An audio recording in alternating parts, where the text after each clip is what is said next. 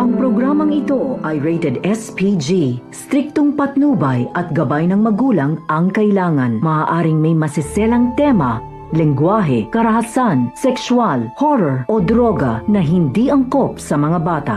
Ito ay nangangailangan ng patnubay at gabay ng magulang para sa mga batang manonood. Kung nakapunta si Tanggol dito sa mansyon, ibig sabihin nakakalabas-labas siya ng kulungan.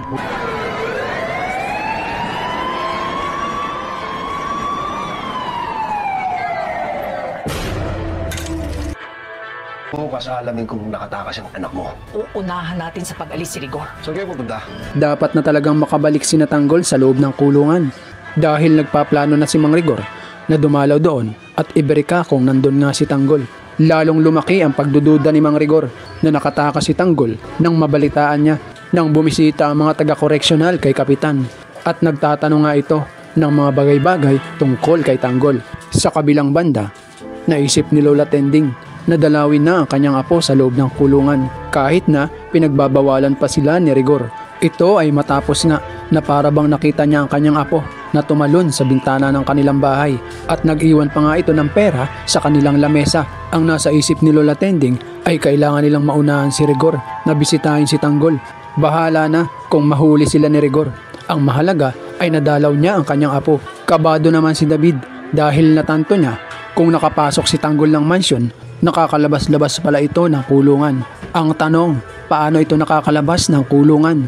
Kaya nag-iisip ng paraan si David kung paano niya ipapaalam sa kanyang tatay Rigor na nakakalabas pala ng kulungan si Tanggol. Samantala, ang mga patibong na inilagay ni na Supremo sa paligid ng bahay na kanilang pinagtataguan ay naging epektibo laban sa mga tauhan ni General Pacheco. Marami ang nalagas sa mga tauhan ni Pacheco bago nila napasok ang bahay na pinagtataguan ni na Supremo. Naisipan ng mga ito na hayaan na lang si na Supremo na makatakas dahil baka mamatay silang lahat sa patibong ni na Supremo. Subalit nagpumilit pa rin ang kanilang pinuno na si Mulong. Kung atras nga daw sila ay sila naman ang malalagot kay General Pacheco. Kaya kahit kakaunti na lang sila ay pilit pa rin nilang hinabol si na Supremo hanggang sa mabaril nga nila ang tatay at nanay ni Amanda. At dahil dito naantala ang pagtakas ni na Amanda.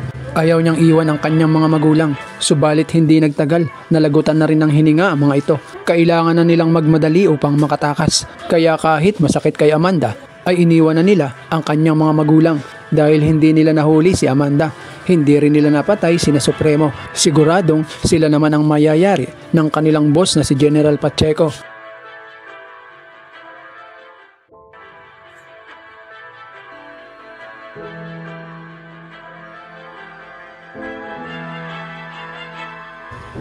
Abangan pa po natin ang mga susunod na kwento. Please comment down below and don't forget to subscribe. Maraming salamat po sa panonood.